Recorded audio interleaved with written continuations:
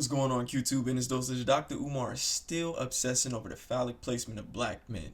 Let's get a dose of this shit.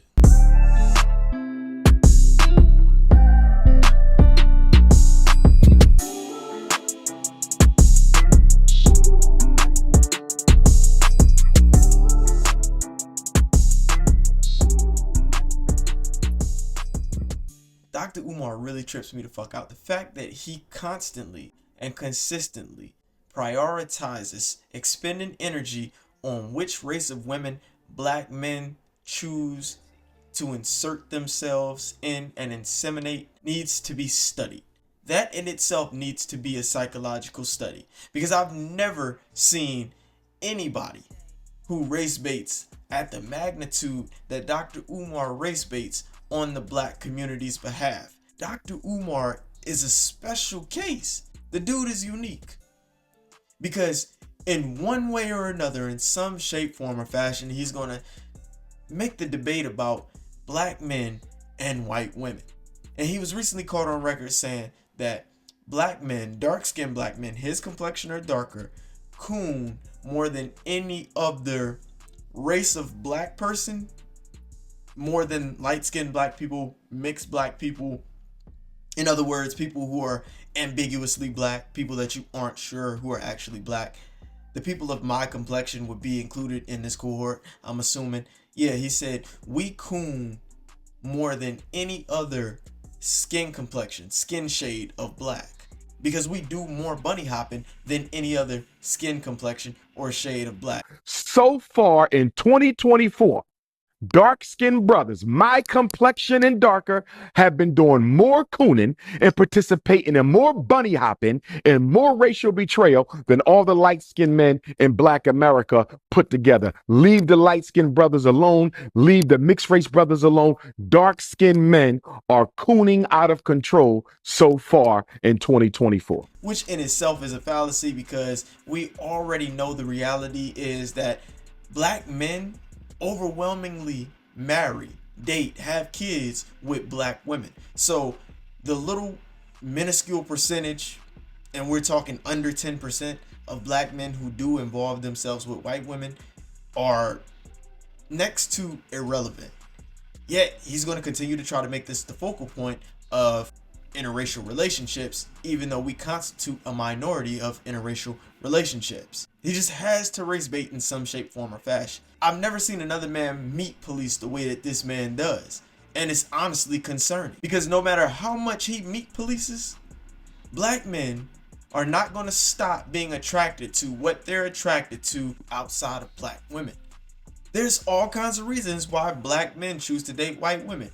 One would be exposure, or the fact that they couldn't get black women, and white women, who tend to be a little bit more intelligent on average than black women, would actually go for a black man who's also intelligent, that black women didn't want to give the time of day, when at one point in his life he may have wanted that time from black women and they wouldn't give it to him. This obsessive perceptual obligation that Dr. Umar wants to place onto black people to have to mate with their own demographic and procreate with their own demographic is a maladaptive strategy in itself, because if a black man typically can get a white woman, that means that black man is excelling past the black standard of the black community in some way.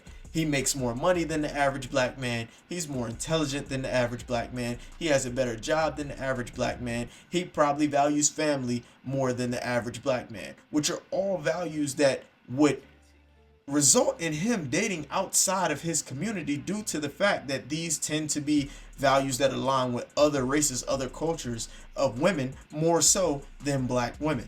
And they can appreciate these things in black men. Other races of women can appreciate these qualities in black men, and they'll value them more than black women do. That's not good enough for him, though. No matter what, he thinks it's a black man's obligation to stay tied to a black woman, even if it doesn't benefit him, even if it's disadvantageous to him, even if the better alternative is to date outside his culture, which, as I just stated, and I'll reiterate, it often is a better alternative for the black men who can actually attract women of different cultures. There would be no reason why you would want to continue to eat at McDonald's once you're exposed to a better and healthier burger that would be more beneficial for you throughout the longevity of your life.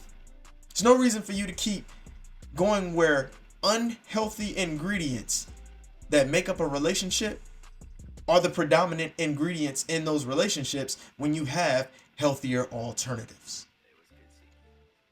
But that's what race baiters do. It's just Dr. Umar Johnson. Just has to give his thoughts on black men being with white women, even though this is a rare occurrence in itself. Because if he didn't do this, he wouldn't have a platform. He can't find anything else to talk about.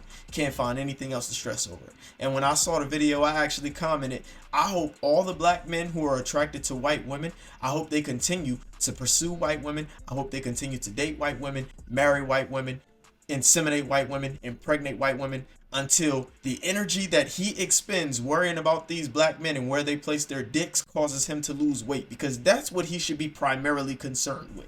He should be more concerned about him losing weight than where black men stick their dicks. And if he put even half the energy and effort that he puts into speaking on relationships that have nothing to do with him, that have no immediate effect on his life, if he put half the energy into actually building up the black community as opposed to just sitting around talking about the minuscule things that's wrong with the black community, or he perceives to be wrong with the black community, such as interracial dating, he may create an environment where black families can actually be cultivated and can be rebuilt and thrive again. But as I said, he doesn't think that far. He doesn't look at it that way.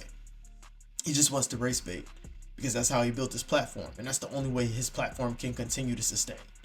Just by constantly calling out shit that is rare, outlying, or anomalies.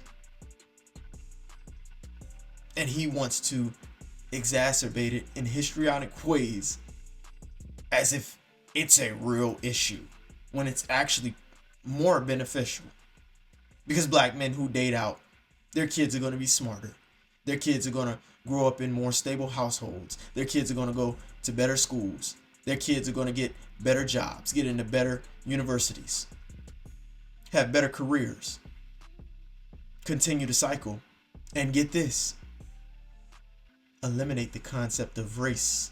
Because the more we date out, the more ambiguous racial cues, racial markers that we tend to associate on the phenotypic level with certain races will be eradicated.